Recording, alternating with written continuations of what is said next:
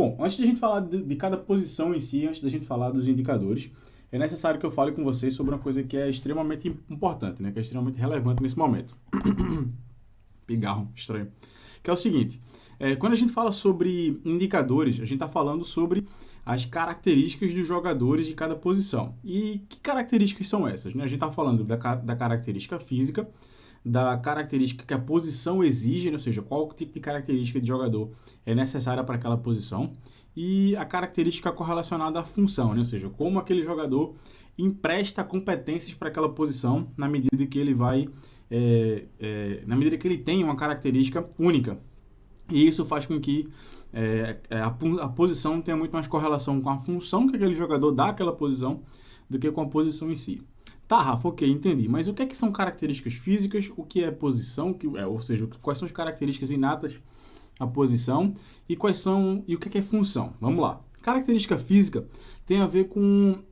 como é que eu vou explicar para vocês? Tem a ver com a morfologia do atleta, tem a ver com a antropometria do atleta, ou seja, o tamanho dos membros, a predisposição a ser forte ou fraco, a altura dele, a predisposição a ser mais pesado ou ser mais leve, a predisposição a ter mais velocidade ou menos velocidade, a ter mais explosão ou menos explosão física nesse sentido. Então essas são as características físicas do atleta. E algumas dessas características cabem mais em determinadas posições do que em outras, né? Então, é muito difícil, por exemplo, você ver um goleiro que tenha 1,60, né? 1,65, por exemplo. Ou ver, por exemplo, um zagueiro que tenha 1,60, 1,65. Pode existir? Pode existir. Mas no nível competitivo mais alto, eu não conheço nenhum. E quais são as características da posição? São aquelas características que são inatas à posição. E o que é característica inata à posição? São aquelas características que é necessário tê-las para conseguir jogar naquela posição. E olha que eu nem estou falando de alto nível. Vou dar um exemplo. A capacidade do goleiro, por exemplo, ter habilidade com as mãos. Então, isso é uma característica inata da posição. Uma outra característica, né?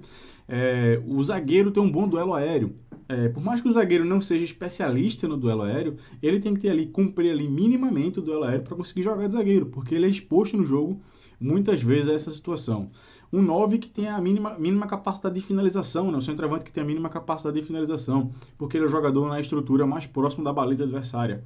Então ele vai ter situações de finalização. Pode ser até que não seja o indicador mais forte dele, mas se ele conseguir ter esse indicador, vai ser muito bom, né? Vai ser necessário para a posição dele. O que ele não pode é ser um 9 que nunca não sabe finalizar de jeito nenhum. Isso aí é impossível. Então, dentro dessas posições, existem características que são inatas a posições, que é necessário tê-las para conseguir jogar nessa posição. Então, dito isso, os jogadores eles precisam minimamente ter uma predisposição para jogar naquela posição. E a reunião disso, né? Ou seja, a reunião da parte física com a característica inata da posição é a função dele, né? Ou seja, um jogador ele tem uma determinada maneira de executar aquela posição. E a forma como ele executa aquela posição, que está correlacionada diretamente com as características físicas dele, determinam a função que ele vai conseguir dar para a equipe dele. Se ele é um jogador de mais mobilidade, de mais passe, de mais infiltração, tudo isso está correlacionado a como ele empresta as características dele à posição.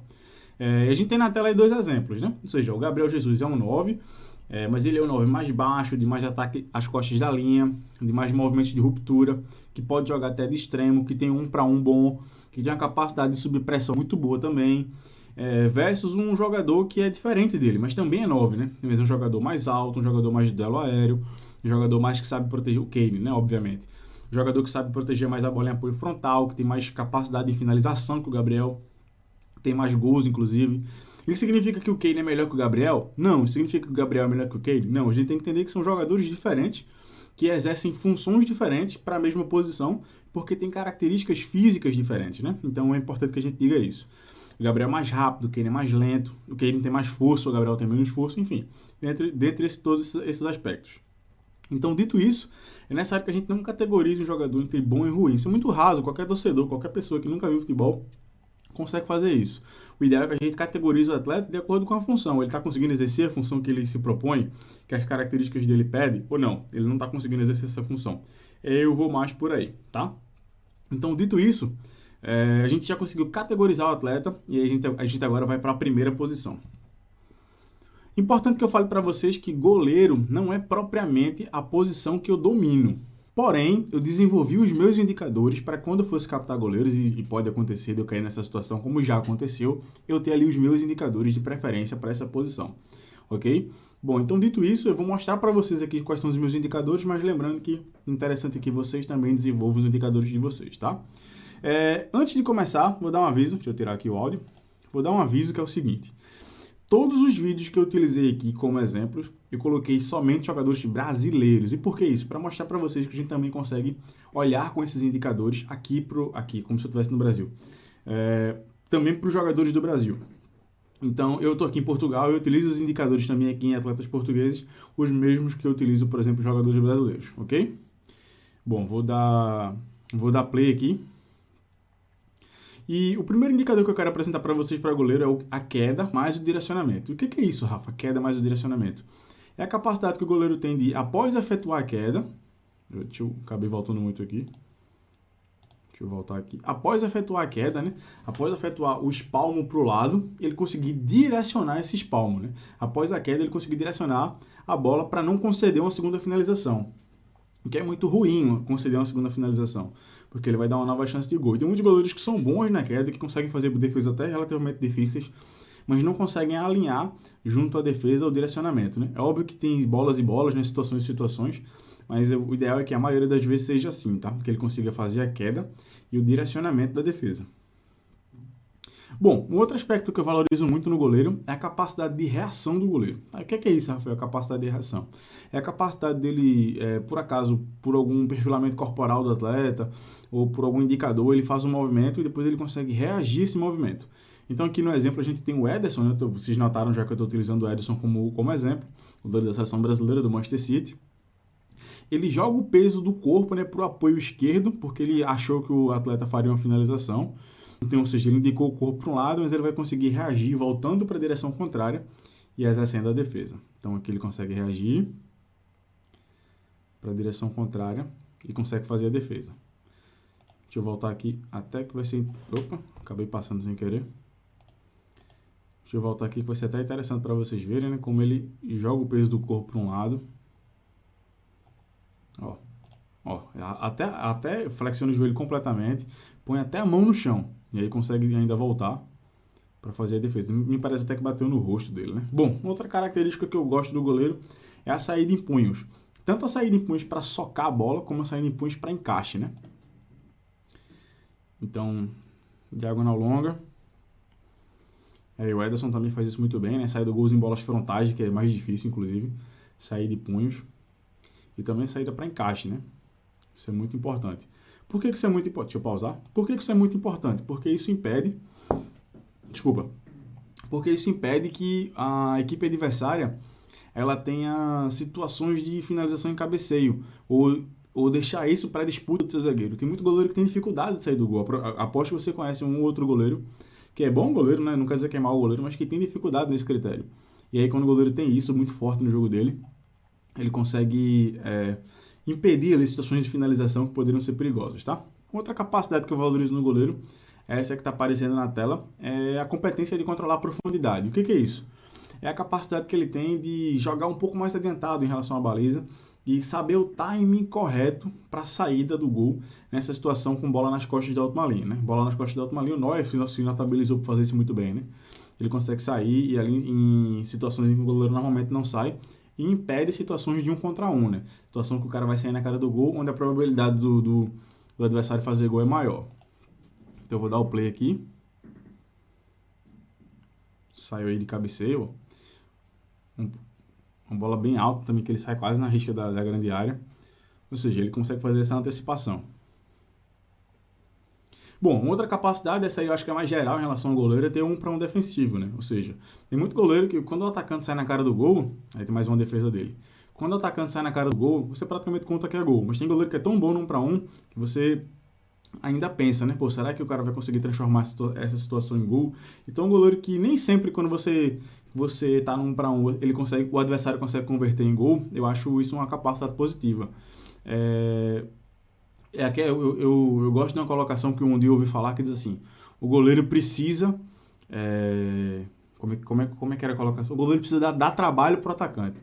O atacante tem que se esforçar para fazer o gol, para tirar dele, senão ele vai pegar. Eu gosto desse goleiro que tem 1-1 com esse perfil, né? O Diego Alves, por exemplo, é um goleiro que se notabilizou muito por ter isso, né? É difícil quando você sai num contra um fazer o gol nele. Bom, uma outra característica que eu admiro no goleiro é a capacidade de passar longo, né? Ou seja, ele tem uma diagonal longa, boa, né? De conseguir achar passes em lugares onde normalmente um goleiro comum não acha, né? Como a gente tá vendo aí. Mais um aí. Bom, e o Ederson ele tem uma curiosidade, né? Que a mecânica do movimento dele é muito curta, né? Então a forma com a qual ele bate na bola Como é que eu vou explicar para vocês? A alavanca é curta, né? Quando o goleiro vai bater na bola, ele mostra a intenção de bater na bola. Ele põe o pé lá atrás e faz o movimento. O Koulibaly, né, no último jogo Barcelona e Napoli, cometeu um pênalti assim, né? Ele colocou a alavanca, o gesto do movimento lá atrás.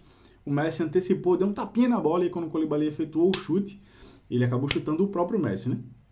Então o Ederson tem isso, ele tem a capacidade de fazer uma alavanca curta e mesmo com a alavanca curta colocar a bola muito longe, né? Ele tem muita força. Então, essa capacidade é importante para esconder a intenção. O que é esconder a intenção? Então, imagine que ele vai jogar de um lado, ele mostra que vai jogar curto com o zagueiro, aí ele abre a mecânica do passe curto no zagueiro. Aí você acha que ele pelo perfilamento corporal, que ele vai passar curto ali no zagueiro. Mas aí como ele tem uma capacidade de, com essa mesma mecânica, virar o pé e fazer uma diagonal longa, ele vira o pé e acha o lateral do outro lado. Então ele tem muito essa capacidade, que é muito importante, né? E além de ter a capacidade, ele consegue esconder isso, ele consegue esconder o gesto, é a melhor expressão. Bom, é que ele está passando pressionado. Ele também tem essa capacidade de tranquilidade e jogar bem com os pés quando passa pressionado. Eu conheço alguns analistas de goleiro que não acham o jogo com os pés do goleiro tão importante. Eu acho muito. Aqui ele passando pressionado também. E a capacidade de reposição com as mãos, né, que eu também valorizo muito. O goleiro que tem essa capacidade de reposição com as mãos, de identificar quem é homem livre e sair logo com as mãos, é muito importante. Bom, esse foi o vídeo dos indicadores, né, dos aspectos individuais que eu valorizo no goleiro, os parâmetros, digamos assim. E aqui a gente já fecha uma página importante dessa nossa aula. A gente já conseguiu falar sobre goleiros, né? Agora a gente vai para laterais. Goleiros é sempre mais difícil, né? Vamos lá.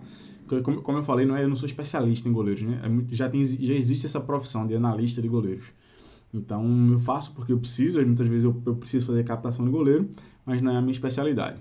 Bom, o que eu acho interessante no lateral? Deixa eu só afastar aqui o meu microfone para a gente conseguir aqui ter um áudio legal. Agora. Bom, quais são os aspectos? Vou tirar o áudio aqui do vídeo. Os aspectos importantes que eu vejo no lateral, né? É a capacidade dele de construir por dentro. O que é construir por dentro? É construir em corredor central, né? Na medida que a bola circula, ele não está sempre em amplitude, ele está muitas vezes por dentro para conseguir achar um passe desequilibrante, né? Achar um passe aqui no entrelinhas, na janela, e conseguir habilitar um jogador dele em situação melhor, né? É o lateral que tem capacidade de muitas vezes jogar de volante, né? A gente diz isso. Ele consegue jogar de volante, também consegue jogar de lateral, ou seja, consegue jogar em corredor central, construir por corredor central, mas também consegue jogar por corredor lateral. Então aqui, ó, o Felipe Luiz, né, que é o jogador do exemplo, acaba habilitando um passe que vai dar numa situação de gol, né? Então olha a importância do lateral construir por dentro. E também construir por fora, né? Ter a capacidade também de construir por fora, de achar passes de fora. O Felipe Luiz não é propriamente um jogador muito bom no 1 contra 1, então ele, quando cai em situação de 1 contra 1, ele se vira, né, digamos assim, achando o passe de fora para dentro, né, o que é positivo. Bom, e agora a gente vai pro principal lateral para mim nesse quesito no mundo hoje, né? Que é o Alex Telles, que é o lateral que tem isso aí, ó. Isso aí que vocês acabaram de ver. 1 para 1, né? Um lateral que é capaz de ganhar duelos ofensivos. E além de ganhar o duelo ofensivo, ele vai no fundo, ele consegue ir no fundo e tirar o cruzamento da profundidade, que é um gesto de batida na bola muito específico. E aí acaba dando um gol. Bom, e uma outra capacidade que o lateral tem que ter é o cruzamento do 3/4 do campo, né? O cruzamento que não é do fundo, é do bico, digamos assim. Ele tem que saber bater na bola também daí. Ah, Rafa, tá dizendo que a batida na bola é diferente. Como é que é a batida na bola? Quando o jogador cruza da profundidade, né? E aí dá gol, né? As duas situações dão gol. Quando o lateral cruza da profundidade, ele cruza de maneira mais cavada na bola, né? A mecânica da batida é mais fatiada. Quando ele cruza dos 3/4, é mais uma chapada, né? Fazendo o arco na bola. É diferente a mecânica da batida. Então tem um lateral que vai ter facilidade para utilizar mais um tipo de batida e o outro lateral que vai ter facilidade para usar mais um outro tipo de batida, né? Então, um lateral que cruza melhor dos 3/4, né, que é mais efetivo, mais preciso dos 3/4, provavelmente ele bate melhor na bola de um jeito, e o lateral que é melhor da profundidade, bate na bola de outro jeito. Porém, o Alex Telles ele tem essa capacidade, né? Ele consegue cruzar muito bem dos dois lugares, né? Ele bate muito bem na bola, seja lá de onde for, e também tem uma bola parada muito forte, né? Então, é importante esse aspecto aí nele. É um lateral que tem muito essa capacidade. E aí ele soma muito a equipe dele com isso, né? E ele ainda tem um para um muito bom, para conseguir achar profundidade, né? Bom, outra característica positiva no lateral é isso aqui, ó, capacidade de defender, né? Capacidade de nem sempre que o extremo, ou que o ponta, né, como que você chamar, partir para um contra um, ele vai perder a bola, né? E o René, o lateral esquerdo do Flamengo, né, o lateral reserva, tem muito essa capacidade de vencer duelos, né? E aí, deixa eu... voltei muito. Aqui. De vencer duelos defensivos, né? Então ele tem um para um defensivo muito bom. Eu vejo um lateral muito mais como um jogador ofensivo, muito mais como um jogador que vai me ajudar a construir. Mas ele também tem que ter competências defensivas, né? Aqui na Europa é um pouco diferente. Eles enxergam primeiro as competências defensivas, geralmente no lateral, para depois enxergar as competências ofensivas, né? Tanto é que o lateral aqui eles chamam de, por exemplo, defesa esquerda ou defesa direita, né? Pode chamar de lateral também, mas também pode chamar de defesa direita ou defesa esquerda. E isso é importante. O lateral ter minimamente competências defensivas é importante. Então, outra capacidade que eu observo no lateral é isso daqui, a mentalidade zonal. O Daniel Alves está de frente para o portador da bola, tem um jogador atacando as suas costas e ele está desalinhado em relação à linha de 4.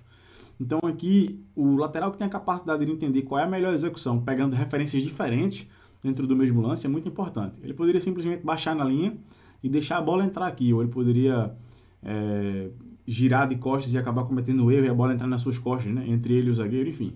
Mas ele entende o time correto de realizar a melhor ação, né? E aqui ele tem como primeira referência o indivíduo, né? O adversário. Então, e aí ele acaba roubando a bola e tem qualidade para sair assim, né? Então, essa capacidade, né, de entender qual é o melhor gesto para aquela ação, a melhor ação, o melhor gesto para aquele momento, é super importante, né? E ele pega referências diferentes. Opa, eu estou aqui, a minha linha de fundo está ali, a minha linha está aqui, né? A minha linha de zagueiros está aqui, o adversário vai atacar as minhas costas. Qual é a melhor ação nesse momento? Tendo tantas referências diferentes, né? E aí isso eu chamo de mentalidade zonal. O atleta que consegue tomar a melhor decisão com frequência dentro do mesmo setor, com referências diferentes, e ele sabe utilizar a melhor referência para a melhor situação e ter sucesso, né? Então o Dani Alves consegue aqui, por exemplo, mais uma vez, né? E aí ele tem a capacidade de execução do atleta, né? Isso tudo que eu estou falando, pessoal, são indicadores, mas aproveitar para falar isso agora que eu lembrei, mas são indicadores que eles indicam o desempenho, tá? Então, a capacidade de execução do atleta desses indicadores é que é o diferencial. Você vai ver atletas que têm mentalidade zonal, mas ao invés de dominar a bola como o Daniel Alves dominou nesse lance, o cara vai dar um chutão para fora. Pô, ele conseguiu resolver o problema do jogo, mas eu encontrei um atleta que resolve melhor, que domina e está jogando. Então, o nível de como é que eu vou dizer para vocês, de qualidade, muitas vezes, não está simplesmente em traçar os indicadores ou em mapear os indicadores. Tá em entender o atleta que executa bem aqueles indicadores ou não, ok? Vou dar play aqui para a gente ir para o próximo, tá? Bom, ultrapassagem, né? A capacidade do jogador se projetar e criar uma nova linha de passe no ponto futuro, né? Como a gente está vendo aqui com o Rafinha. Bom, e por último, capacidade de ser cobertura, né? Tanto cobertura curta, ou seja, ser uma nova barreira para o adversário, caso o adversário vença a minha primeira pressão, como o Daniel Alves foi aqui.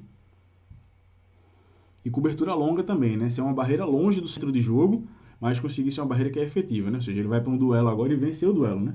Uma bola em disputa que a bola espirrou longe, ele vai conseguir vencer o duelo, né? E aí ele tem qualidade depois que vence o duelo para fazer isso daí. Isso aí é o que é um grande jogador, né? Um jogador que faz a diferença cumprindo os indicadores, executa na maestria os indicadores, né? Toma aqui de graça. E põe lá na profundidade para o Firmino fazer o cruzamento, né? Bom, isso aí são os indicadores que eu considero os melhores indicadores, os indicadores premium para laterais, ok? Mais uma vez, construa os indicadores de vocês. Bom, pessoal, a gente já viu laterais, agora a gente vai para zagueiros, tá? E como eu falei para vocês, eu estou utilizando somente jogadores brasileiros. E aí, igual como foi com o goleiro, né? Que eu utilizei somente um jogador, para zagueiros também eu utilizei somente um jogador.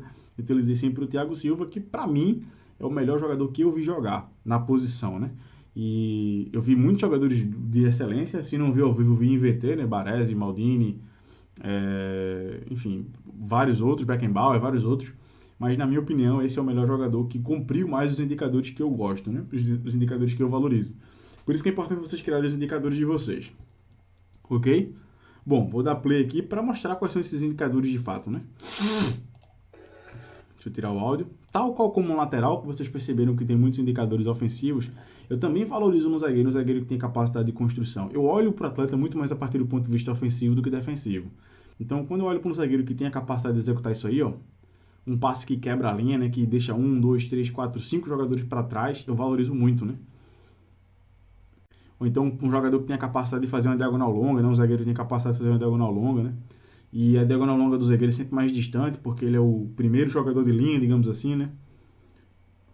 Fazer uma diagonal longa, e aí essa situação vai dar uma segunda bola, e a segunda bola quase dá gol. Bom, isso é importante. Isso aqui eu vou até pausar. Isso aqui o Thiago Silva é fera, cara. A capacidade que ele tem de desarmar armando. A capacidade que ele tem de desarmar o oponente e já habilitar a bola para o companheiro jogar. Então aqui ele faz uma antecipação e já põe em jogo de novo. É diferente de um zagueiro que, nessa situação, quando ele vai desarmar armando, ele dá um chutão para cima, né? Ao invés de pôr para jogar. O Thiago Silva é muito fera fazendo isso. Eu convoco para que vocês prestem atenção nele. Ele e o Piquet também é muito bom fazendo isso, mas olhem principalmente para ele. Bom, e aspectos de construção, né? E olha como ele consegue jogar. Antes de falar isso, é bom que eu explique. A distância entre dois jogadores, na gíria do futebol, né, na gíria da tática, vamos dizer assim, é chamado de janela, né? Então o Thiago consegue achar, olha o passo que ele consegue achar na janela, né? Duas janelas, fazendo uma assistência, né? Habilitando um jogador da equipe dele. Ó, ele quebrou praticamente a equipe inteira, né? E colocou o jogador da equipe dele numa situação de finalização. E dá gol, né? Então, ótimo. Então, deixa eu voltar aqui, porque esse lance é fenomenal. Então, aqui tem uma questão. A gente olha muito para o zagueiro como um zagueiro que tem que ser somente defensivo. E eu entendo que a primeira obrigação do zagueiro é ser defensivo. Passa por aquilo que eu falei sobre aspectos da posição, né? Obrigações da posição, indicadores inatos da posição. Porém, um zagueiro que me dá isso que o Thiago Silva fez aí é um diferencial, cara. É um 10 jogando de zagueiro. Então, ele me dá coisas no jogo que um zagueiro chamado, eu nem gosto dessa expressão, mas muita gente fala, um zagueiro chamado raiz, zagueiro, né? Ele não consegue me dar. Um zagueiro tido normal, ele não consegue me dar. Então, o Thiago Silva, ele aqui nessa situação, ele consegue me dar uma capacidade de construção muito grande. Então, você tem uma equipe que joga com essa proposta de construir. Eu já tenho um zagueiro que consegue me dar uma assistência da zaga, né? Assim, eu não gosto muito dessa expressão da zaga, mas para que vocês entendam, né? De próximo da minha baliza, com o pé esquerdo, de primeira, quebrando duas janelas por dentro. Então, é absurdo, assim. Isso é absurdo. Isso aqui é de um passo com efeito ainda, com o pé não dominante. E aí ele me dá uma assistência, né? Enfim, outra capacidade que o zagueiro tem que ter duelo aéreo bom, no time certo. Não precisa ser muito alto, mas tem que ter um bom tempo de subida e uma boa capacidade de imposição física, de força. Isso aqui também que é fundamental, né? Colossal, como o Thiago Silva faz. A colocação dos apoios, né? Passei muito. Deixa eu pausar aqui. E por que está aqui os pés dele em destaque, né? Agora olhem para a telinha embaixo, para mim. Quando eu estou com os pés próximos, eu tenho maior capacidade de deslocamento lateral do que quando eu estou com os pés muito abertos. Quando eu estou com os pés muito abertos, a minha capacidade de deslocamento lateral diminui, porque eu preciso primeiro aproximar um pé do outro para depois deslocar. Então, quando eu estou em uma situação contra o atacante que ele está prestes a finalizar, que ele está de frente para a baliza, e eu sou a primeira barreira, né, antes do goleiro, ou a única barreira antes do goleiro, eu tenho que ter essa capacidade de deslocamento lateral. Então, a colocação assertiva dos apoios é fundamental. Colocar os apoios nessa situação em que ele está aqui próximos e deslocando lateralmente rápido, né? Então, aqui ele vai deslocar, vocês vão ver. Aí ele consegue tirar a finalização, né? Olha como ele é rápido no jogo de pés, né? Fundamental. Bom, então esses são os aspectos que eu mais valorizo no zagueiro, tá? Quando eu vejo que um zagueiro consegue fazer isso bem, eu capto na hora. ok? Bom, vamos agora para volantes, tá? Deixa eu dar play aqui. E eu vou tirar aqui. E um dos volantes que eu utilizei como exemplo, né? Vocês podem até se perguntar, pô, mas esse cara é volante. Ele não jogou muitas vezes na carreira de volante, mas quando jogou de volante foi muito bem, que é o Andreas Pereira, né? Um jogador da seleção brasileira, foi convocado para a seleção brasileira uma única vez e foi convocado quando jogou de volante. Por quê? Qual o diferencial dele como volante, né? Eu acho que ele é um excelente volante, mas ele, até notícias dizem que ele não gosta de jogar na posição, até por isso não joga mais de primeiro volante, né, de primeiro médio. Mas ele como meia, como um extremo, né, ou como um médio centro, um 10, ele é comum, ele é mais um. Agora, como primeiro médio, ele é muito bom, por quê? Porque ele tem capacidade de desarme e de antecipação muito aguçada e ele tem muita qualidade para jogar. Então, ele empresta qualidade para a posição, mais as competências físicas que são necessárias para a posição. Eu gosto muito dele de primeiro. Então, aqui, né, o primeiro indicador que ele nos mostra, né, a capacidade de fechar linhas de passe, né. A linha de passe parece aberta, mas ele tem tamanha mobilidade que ele consegue tapar a linha de passe na trajetória da bola. Então ele fecha a linha de passe e recupera uma bola que um volante mais pesado não recuperaria. E aí ele já tem qualidade para habilitar para jogar. Olha esse passe, cara. Olha esse passe. Logo depois da roubada da bola. É um passe de quem tem qualidade. E capacidade de variar o corredor, né? Tem opções curtas, mas se a melhor opção é a opção longe, tem capacidade de fazer a bola chegar lá, né? Aí agora já o Casemiro aqui. Sair da pressão com giro, né? Se a pressão vem do meu lado esquerdo, sair para o outro lado, né? Se a pressão vem do lado direito, sair para o outro lado. Isso é fundamental, né? Vou voltar aqui. Isso é fundamental em primeira fase de construção, quando você vai ser pressionado, o adversário vai te pressionar alto, né? Passe na janela, né? Um lindo passe do Ilharão. Aí, o que é passe na janela, né? Aquilo que eu expliquei para vocês, né? Entre dois jogadores, pifando o jogador.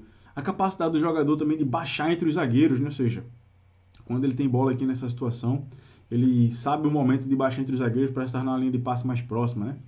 A capacidade de ser cobertura curta, tal qual como lateral, né? Ser uma barreira subjacente, né? E aqui entra a qualidade do jogador, mais uma vez, que eu falei com vocês. Olha como ele entrega, né? Ele se antecipa, né? Fecha uma linha de passe que parece aberta, como cobertura curta, e já entrega de calcanhar. E aí já põe uma situação de construção. Baixa entre os zagueiros também, mas identificando que é homem livre, identificando que é um jogador não volta o passe, ele vai dando um jogador que vai ter capacidade de progredir no jogo, né? Identificar quem é esse cara e ter bom passe. Domínio orientado, né? Capacidade de dominar já para a ação seguinte, como ele vai fazer aqui. Deixa o Rashford em condição de cobertura curta, né? Capacidade de ser cobertura curta. Não uma cobertura curta mais pressionante como a gente viu do Andrés, né? Mas uma cobertura curta mais... Eu falei de jogador, não falei o nome, né? O Andrés Pereira. Capacidade de ser cobertura curta mais posicional. Esperar o duelo, atrás desse duelo, para conseguir aí sim tomar uma decisão de pressão, né? Aí sim uma decisão de desarme. Bom, o volante também tem que ter também tem que ter diagonal longa, tal qual o zagueiro, mas ainda é mais importante. Acabei passando aqui. Mas ainda é mais importante para o volante do que para o zagueiro. E por que é mais importante para o volante do que para o zagueiro? Por isso aqui, ó. O volante é o jogador na estrutura de melhor relação distância, bola descoberta e distância da baliza da equipe. O que é isso? Ele é o jogador mais próximo da baliza adversária que vai conseguir ter bola sem ser pressionado. Se ele der um passo no meio, o meio já recebe com pressão. Lateral, se progredir, recebe com pressão. E do meio para frente nem se fala. O zagueiro, ele também tem bola sem pressão, só que ele está mais longe, né? Então ele tem até que ter uma diagonal mais forte. O volante não. O volante ele não está tão longe como o zagueiro. E também tem bola sem pressão, né? Então ele tem que ter essa capacidade de ter diagonal longa precisa, né? Aí eu vou salientar um jogador que não é brasileiro, mas que é fundamental fazendo isso. Ele foi fera fazendo isso, que era o Xabi Alonso. Então diagonal longa, capacidade de fazer diagonal longa também, de bater bem na bola nesse sentido. Casemiro mais uma vez. Bom, e por último, uma competência que ficou de fora na edição primeira, né? Mas está aqui também, é a capacidade do volante. Deixa eu tirar o áudio. Capacidade do volante de ganhar duelos, né? De ganhar um para um defensivo em corredor central. E por que isso é tão importante para o volante? Porque o volante vai muitas vezes lidar ali no centro com o melhor jogador da equipe adversária. Geralmente circula ali os extremos, o extremo que circula por dentro, o segundo atacante vai estar nas costas desse volante, o 10 adversário vai estar ali, né, em situação de corredor central, ali naquela posição. Então o volante tem que ter um bom duelo de 1 para 1 defensivo para conseguir guardar, digamos assim, né, aquela equipe dele, ok? Bom, vamos passando. E agora a gente vem... Opa, cadê? Para meias, tá? Bom, o que é que a gente pode falar sobre meias, né? Deixa eu dar play aqui. O áudio, sempre o áudio. A capacidade do meia de travar e acelerar primeiro, né? A capacidade do meia do Philippe Coutinho aqui de dar ritmo ao jogo. Tem muito jogador que tem essa capacidade, mas são poucos meias que sabem o momento correto de travar e acelerar. E eu considero o momento mais correto, isso não é uma regra, não é padrão, não é uma lei, mas geralmente trava com bola, acelera sem bola e sempre para frente, né? Dou ritmo no jogo quando eu faço isso, quando eu consigo travar e acelerar, e quando eu entendo o momento de ir para frente, e nem sempre ir para frente, né? Falei sempre para frente, mas no sentido de uma condição de 0 a 0, uma condição do jogo rolando, né? Muitas vezes é necessário cadenciar, tirar o ritmo tirar a velocidade do jogo, né? Fazer o jogo acontecer no nosso ritmo, e aí o meia que tem essa capacidade sai na frente, né? É uma capacidade que ele tem de travar e acelerar, né?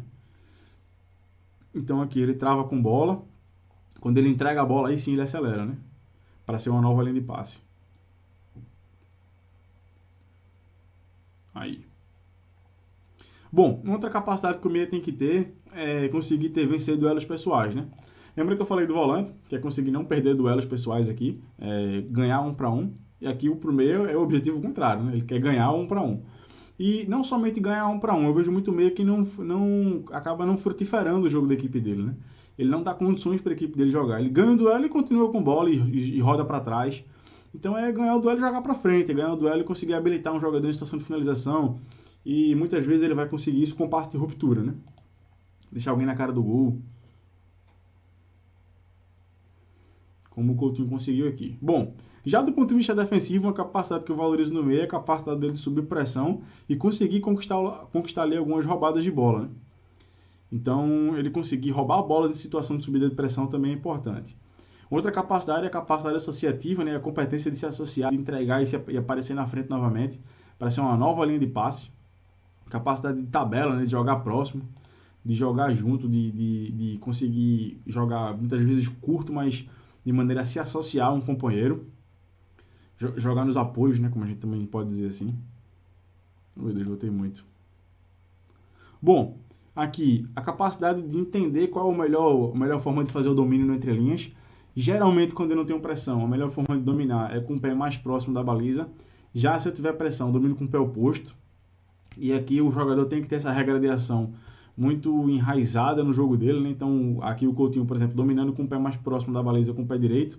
E por que isso é importante? Porque quando ele domina com o pé direito, ele já está dominando praticamente de frente para a baliza, né? Ele já domina para jogar. Ele não tem que dominar, perder um tempo para girar para depois jogar, né? Então ele domina com o pé mais próximo da baliza.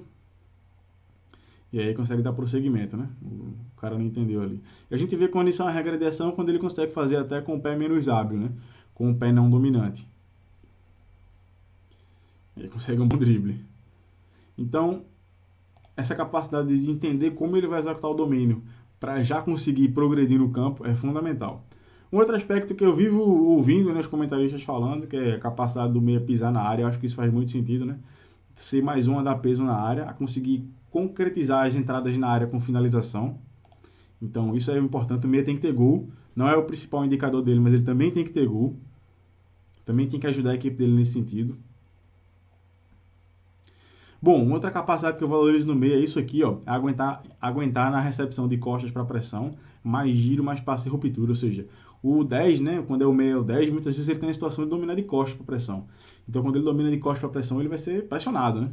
Então, ele tem que ter a capacidade de aguentar um pouco essa pressão, de ter um pouco de jogo físico, pelo menos, para conseguir aguentar a pressão, girar no cara que pressionou, né, conseguir ganhar espaço e em seguida um passo para frente, né, não somente para o lado, mas conseguir jogar verticalmente.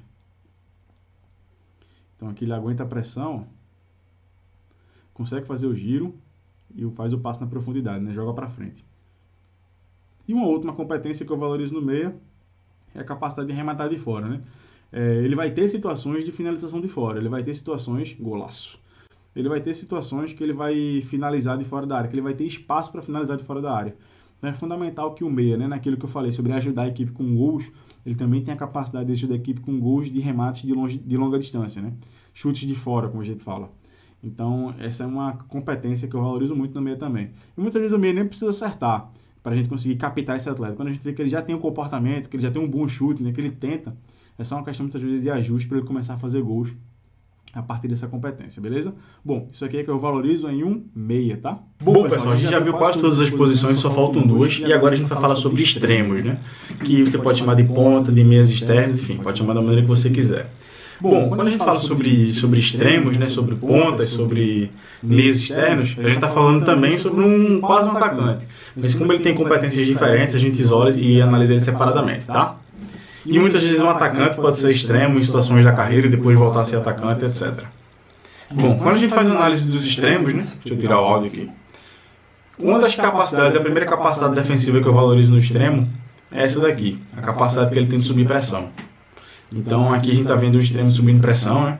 O Bruno Henrique, e ele consegue fechar a linha de passe, né? Então andar para frente, pressionar andando para frente, isso é fundamental, né? Um extremo que é mais preguiçoso não nos ajuda nesse sentido defensivo.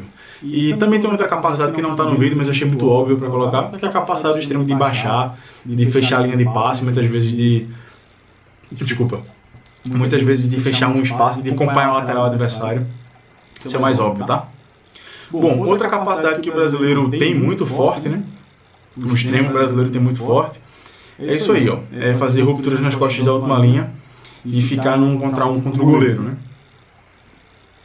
E quando está nessa situação de um contra o goleiro, ser efetivo nos gols, né? Conseguir fazer gols. Muitas vezes o extremo, né? Aqui na Europa, por exemplo, eles olham para o extremo muito como um jogador de assistência, né? De 1 para 1 e assistência. No Brasil, a gente tem esse facão, essa diagonal nas costas da última linha, né? Que é característico nosso. E o nosso extremo entra na cara do gol e sabe fazer gol, né? Sabe transformar uma oportunidade em gol.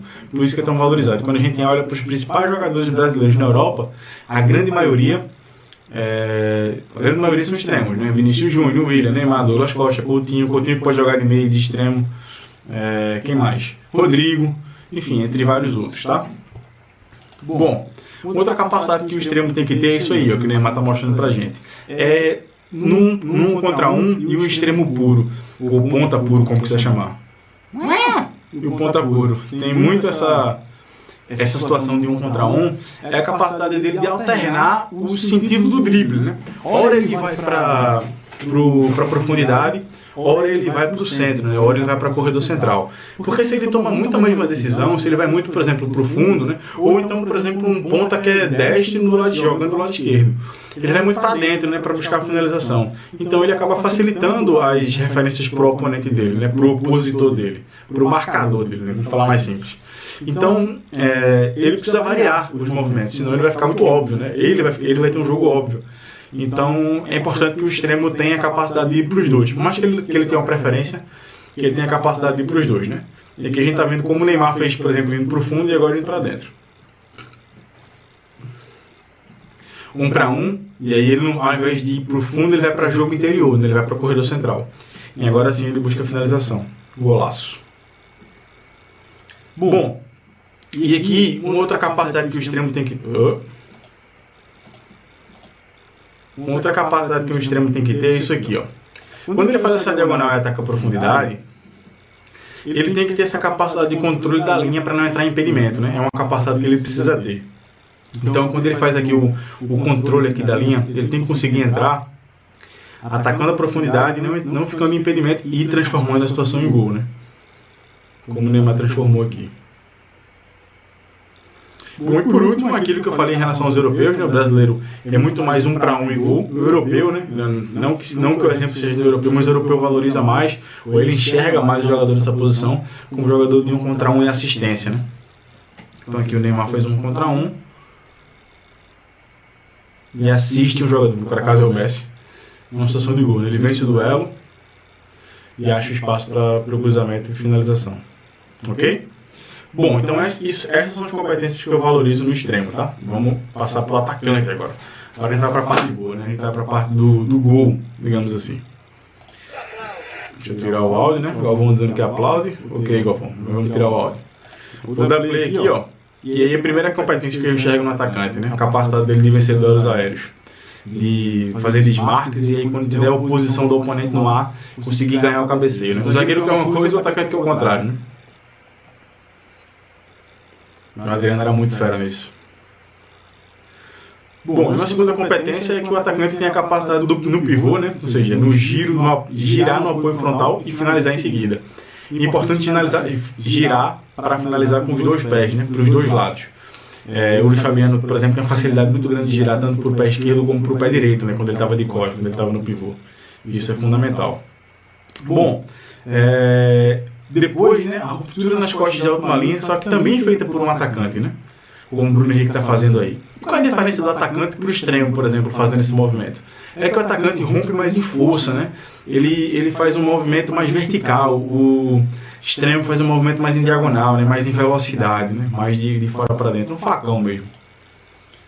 E aqui o atacante, mais que o extremo, inclusive, quando sai em situação de um contra o goleiro, meu velho, tem que ter essa capacidade que o Bruno Henrique teve aí de muitas vezes tirar, de fazer com que o gol fique fácil, né? Que a capacidade de fazer o gol fique fácil. Bom, e aqui vem um indicador que é padrão ouro, tá? Isso aqui nem todo mundo mostra pra vocês, não. Que é isso aqui, ó. Cadê? Vamos lá? Finalização condicionada, ok? O que é isso? É a capacidade que um atacante tem, muitas vezes, de fazer o ajuste corporal, independente do constrangimento, para finalizar da forma que mais lhe apetece, da forma que ele mais gosta, da forma que ele é mais condicionado, né? Da forma que ele gosta mesmo, que ele quer fazer. Então o Gabriel, por exemplo, nesse momento, ele pode dominar com o pé esquerdo e bater com o pé direito, se calhar até mais rápido, ele dominar com o pé esquerdo já orientando para frente para bater, mas ele gosta de finalizar com a bola do lado dele, né? Então ele deixa a bola passar, ó, e aí enche o pé na bola, finaliza da forma que ele é característico. O Kaká, por exemplo, deixa eu pausar aqui. O Kaká, por exemplo, em determinada altura da carreira, tem aquela chapada, então ele faz, dependendo da forma como você marcasse ele arrumava um jeitinho de ajustar o corpo e chapar, né? E aqui tem agora o Ronaldo Fenômeno. Brasil e Turquia, né? Então aqui ele está cercado por 4 jogadores. Ele está completamente constrangido. E aqui ele condiciona a finalização dele, ou seja, ao contrário daquilo que a gente viu. É aquele jogador que tem recurso, digamos assim, que independente da forma como você vai constranger ele vai achar uma forma de finalizar, seja de bico, seja de chapa, com o lado de fora do pé, ajustando o corpo, sem ajustar o corpo. E aí o Ronaldo conseguiu fazer esse gol. E aí você pode se perguntar, Rafa, qual é o melhor? O que finaliza condicionado ou o que condiciona a finalização? O melhor é aquele que é efetivo. Se o jogador ele consegue finalizar, apesar de estar sendo constrangido, sempre da mesma forma, e transforma isso em gol, ótimo. Se não transforma, esquece. Se o jogador ele tem muito recurso para finalizar, mas não consegue transformar em gol, esquece. Se ele tem muito recurso para finalizar e consegue transformar em gol, excelente jogador. Agora, muitas vezes esse jogador que não transforma em gol está por um detalhe. Ele tem que ter a sensibilidade, o feeling, para conseguir entender se aquilo ali é um ajustezinho fino para conseguir fazer a bola entrar. Muitas vezes pode ser até inteligência emocional, ou se aquilo é de fato uma incompetência, entre aspas, né? Bota aspas nisso, daquele atleta. Bom, outra capacidade que eu valorizo muito no atacante é o Firmino, né? O melhor 10 do mundo, que joga como 9. Que é a capacidade de desmarcar entre linhas e assistir, né? Ou seja, contribuir para o coletivo, não somente com gols, mas também nas construções, com assistências, como é o caso do Firmino, né? Que tem muitas assistências. Ele é um 10 de origem, né? Se adaptou como 9 no Liverpool. Então, olha que bola, velho. A capacidade de desmarcar, né? Sair da profundidade, vir entre linhas, receber bem e conseguir achar um passe já em situação de finalização para o extremo, né? Por acaso, que entra e faz o gol. Bom, e por último, né, vocês perceberam que todas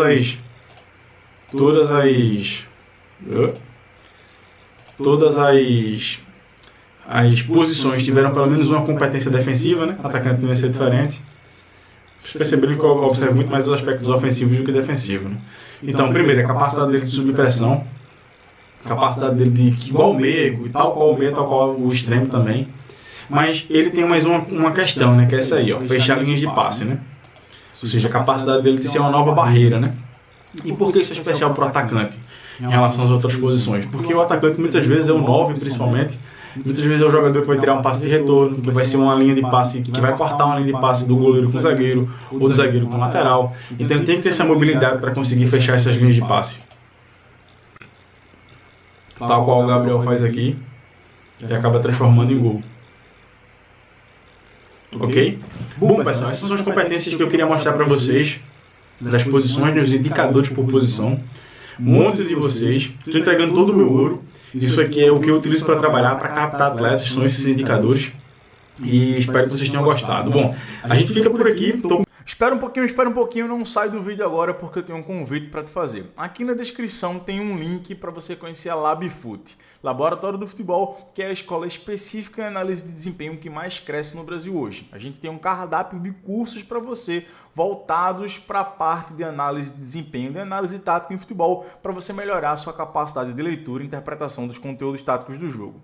Tem uma enormidade de cursos lá com os mais diferentes vieses, desde o viés técnico até o viés operacional, passando pelo viés comercial. Eu recomendo demais você clicar no link que está aqui na descrição e conhecer a LabFoot. Tem muito mais, com muito mais profundidade disso que você acabou de ver nessa aula. Então espero que você tenha gostado. Clica no link da descrição e vejo na LabFoot. Tamo junto.